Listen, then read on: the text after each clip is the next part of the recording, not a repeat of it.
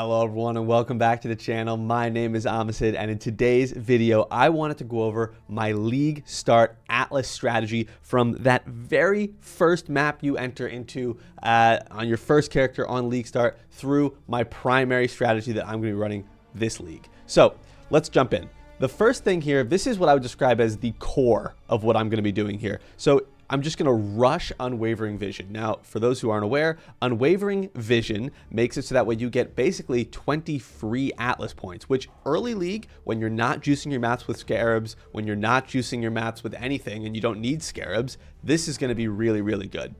So I'm rushing this just off the bat. I think this makes complete sense. Technically, if you go this way and you go this route here, this corner, you can go 19 points instead of the 21. However, you don't really want any of these points, at least I don't. I mean, these Scarab nodes are unfortunately always useless because we've got Scarabs cannot be found in your maps. But you can save 2 points technically if you go this way, but I don't think it makes sense unless you want to just respec these later. At least that's from my perspective. So once you have this core, I'm going to build out something along these lines. Now you can see I did unspec these three because they are useless to us, and we're really going to go deep on Kirak. Now there's a couple things here to note. They added in some changes in between when the league was announced and the patch notes dropped to now. So a few things. We'll get into the blight ones in a minute, but for the sake of the early League Start strat, which is this tree here, you can see we're digging in on these map tier nodes and on the adjacent map drop chance nodes. Now, this is kind of like Wandering Path without Wandering Path. Like, obviously, we lost Wandering Path, which would have been, right over here. And we're taking these nodes anyway. I think it still makes sense to go deep on these nodes to try and sustain your maps early.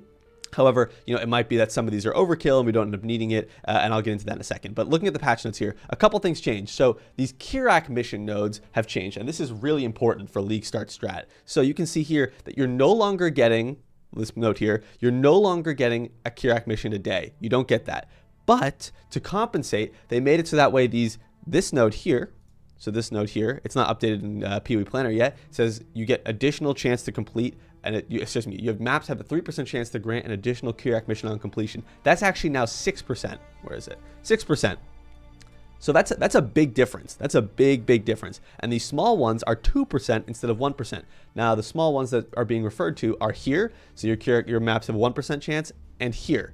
So these are actually all going to be doubled, which is crazy. So basically you can get, I think it's 24%, if I did my math correctly, 24% chance to get a Kirak mission every single time you complete a map. That is huge. That is huge. So basically, we're going to be using Kirak missions a lot to complete our maps, which is why I'm not 100% sure that we're going to end up needing all of these adjacent map nodes. We might end up dropping some of them and saving some points, but for the sake of this video, let's just assume that we're going to keep those for the moment, because you're still only getting a Kirak mission 1 in every 4 maps, which may not be quite enough, because again, once you get to red maps and you need to corrupt them, it's not really going to be the same experience as just, sort of like the Alk Go, just popping Kirak missions, getting white and yellow completions. Like the red ones are going to be a little bit dicier, so Kirak missions become a little trickier until you get Vol scouting reports. Now, taking this basic tree, you can see here that we're also digging into Nico. So you can guarantee Nico with some of the Atlas changes. So you get 8% here, 8% here, you get 8% 3 times here, you get more here, and then where's the rest of it? And then it's down here. So this guarantees you Nico in every single map, which means you're guaranteeing Packed with Energy. Packed with Energy is crazy. It's a huge early league boon. I highly recommend it if you don't do it. It's going to save you a lot of time and give you a lot of speed. And it gives you a huge damage bump early league, which is really noticeable. So we're taking basically the core of what would have been Wandering Path, except we're also taking some notables because Wandering Path no longer exists. So that's kind of the core tree here. Next tree. So basically taking that and expanding on it, we are going to go into Ritual and Shrines. Now, I like Ritual for the very beginning because it's not super difficult when you're kind of ramping up. And I think Ritual actually is pretty solid in like the very, first, I would say 2 to 5 days of the league. Ritual is pretty solid. you can get some really good things, you know, without having to do the actual ritual juicing strat, you know, where you're using blood-filled vessels and stuff like that. Like, this is a pretty good situation, and you can guarantee ritual on the Atlas. I mean, these nodes that you're already taking down here, so we're already taking all of these nodes. These ones alone guarantee you 60% chance to have a ritual. So even if you don't want to go all in and, you know, take these other nodes here, these other extra 10%, I would still take the ritual altars with, or ritual maps have 4 altars on them. But if you don't want to take all this and you don't want to guarantee it, that's fine. You can save the points because you can get 60% chance just from these nodes, which is crazy. It's just crazy. And then I also really like Shrine for the very, very beginning. Now, shrines are really good because, again, while your character power is somewhat lacking at this stage, you know, depending on where you are in your progression, this is a really good little boost in combination with something like Packed with Energy, which is great. Now, you can see I'm only at 133 out of 152. That's, you know, it's not a complete Atlas because we still have Unwavering Vision. You can kind of do whatever you want with those other remaining points. You know, you could take things like more quant, you could go into strong boxes or essences or anything. I think, though, at this point, I would like to switch out of this Atlas as soon as possible, primarily because, again, I don't think Ritual sustains that deep, and I also don't want to have all of these random map nodes, because hopefully, by the time I get to this point, I'm like at the stage where I'm good on maps, and I don't need to worry as much about sustaining overall maps in high-tier reds, and I can kind of move on to my main strat. And my main strat is going to be Blight and the League mechanic, along with red altar juicing. Now, for those who missed it, just a quick note on red altar juicing. These nodes at the top, because they got rid of the Uber nodes here that were, you know, here, here, here, and here, and here. So these nodes are actually changed to pack size, which are the same nodes that are down here. So some people might have missed this. So these nodes are actually kind of nice right now. If you, for whatever influence you choose, obviously if you do Maven, that's a whole different situation, but these are also changed to be pack size, which is pretty nice. So I am doing Blight and a League mechanic. My thoughts here are that Blight, I know, is a consistently good League mechanic to start with. Blight is really good. It's kind of, you know, it's kind of comfy, just kind of sitting there killing mobs coming out of the Blight. It gives you a pretty good amount of EXP if you're not, you know, getting mowed over by Blight mobs. Couldn't be me.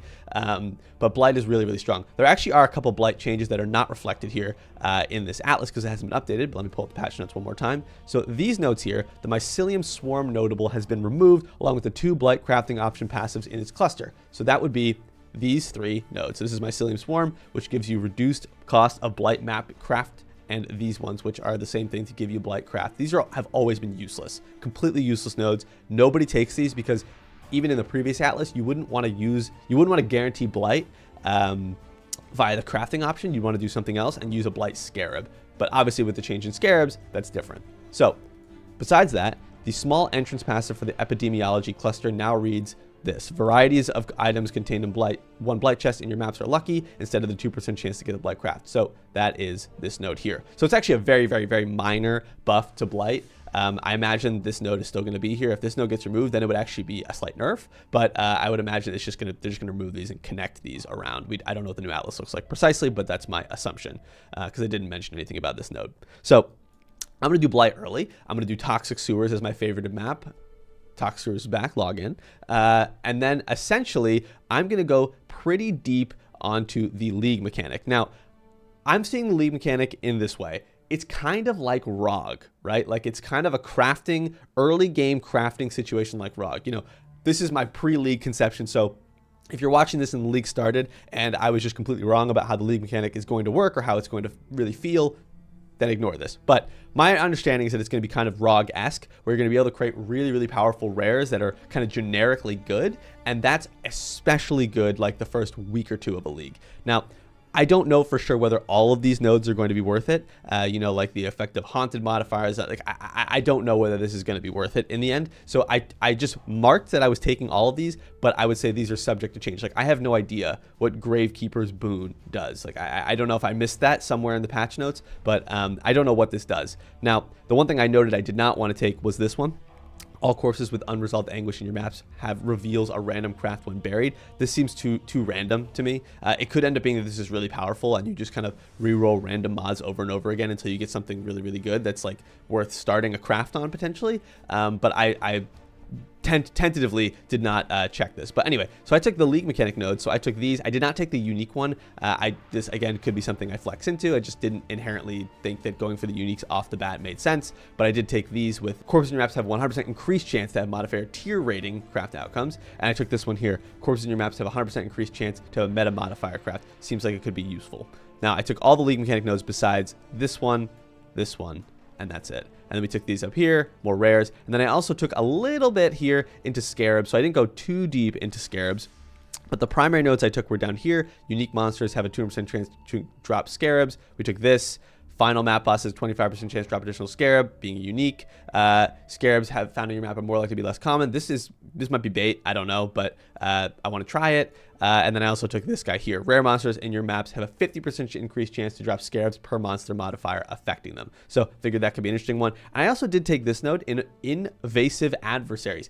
I haven't the slightest idea whether this node is going to be good. It seemed interesting. It's 10% more monster packs consisting of difficult and rewarding monsters. I don't exactly know what this is going to mean, but I figured I wanted to test it and try it. And again, this is all subject to change, right? Like I could at any moment decide that I don't want to run any of this and change it up, but this is what I'm thinking. So I think this could be a cool one to experiment with. Now I have one last tree to share with you, and that is a bit of an experimental tree. This is another one that I think would potentially benefit very strongly from Wandering Path, but it is an all-in map mod Scarab strat. Now this is not something I'm going to be running at League Start. I think these maps are going to be insanely difficult and I don't want to touch them. But let me just walk through what I'm thinking is like a cool hypothetical strat. Now we're digging into all the map modifier nodes. Now if you missed it, GGG added a bunch of map mod nodes. So there's these two. Well, there's this one, which is invasive adversaries that we already went over. And then these two. So 2% increased effect of modifiers on your maps per explicit map mod. Could be huge. Then we have this one. These are just smalls that are better than these, where these are 2% and these are 3%. And then we have this one here. So 3% increased effective modifiers in your maps per 5% map quality, as well as back to basics. Your maps randomly have between 0 to 80% more modifier effect. Extra content cannot appear, and you cannot have influence. This is a pretty interesting node. Now, losing extra content is obviously a massive hit, right? You can see I have nothing spec'd here that's considered extra content, and it tells you what is considered extra content here. So you've got, it's every single League Mechanic. You've got all the Masters. You've got Beyond, things like that. So you've got it all. Everything's gone. So what that means is you've got a lot of extra points to play with, right? Because you can't take anything on the Atlas that is considered an extra content besides intelligence gathering. Now, I think I missed this when I was explaining this here, but intelligence gathering is really good. If you don't want to run June actively in your maps, right? If you're not fully speccing in, intelligence gathering gives you a passive way to get intelligence for safe houses to just passively run Katarina. Now, if Katarina works the way we think it's going to work, where essentially you just get veiled orbs from Katarina regardless of your layout, rushing Katarina is going to make a lot of sense. So you can get this and just passively build up Katarinas over time without actively running it. You can do that same thing here. It's a good node to take. I am taking a little bit of extra nodes here just because of the gateway to get down here to these League Mechanic nodes. So I will see June, every 1 in 4 maps or so. But I think this is a really good node to take if you don't want to actively spec in, but you still want to see some of the benefits. So anyway, going back here. So you can see here, this is kind of an experimental Scarab node. We're going all in on just dropping more Scarab. So I took every relevant Scarab node here. So we got this one. Let me just actually click this and you'll see.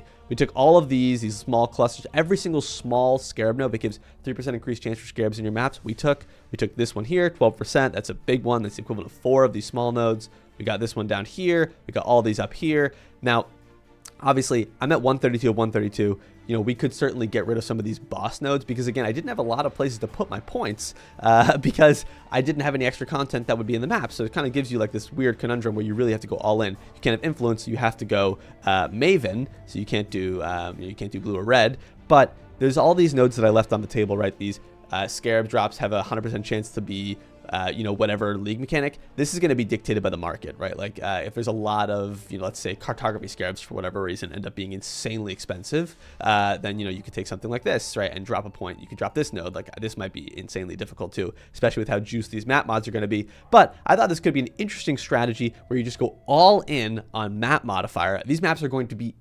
crazy difficult, and just juicing, looking for Scarabs, and also getting the benefits of these boss rush nodes, although you're not really boss rushing, so to speak. So this is more of an experimental tree. I'm not going to be trying this one for at least the first few weeks. I think this is going to be very, very difficult. You need a tanky character to do these. These map mods are going to be no joke.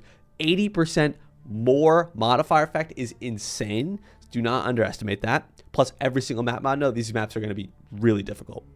Imagine there are 8 mod maps with this. So anyway, that's my thought for the strat. This is going to be the primary strat again that I'm going to start with. I'm going to go deep on Blight and a League mechanic. But what are you all thinking? You know, this is obviously, a lot of this is personal preference, right? You don't have to do Blight. I just love Blight, and I always know Blight is really consistent profits. But what are you going to decide? Let me know in the comments, and I will catch you in the next one.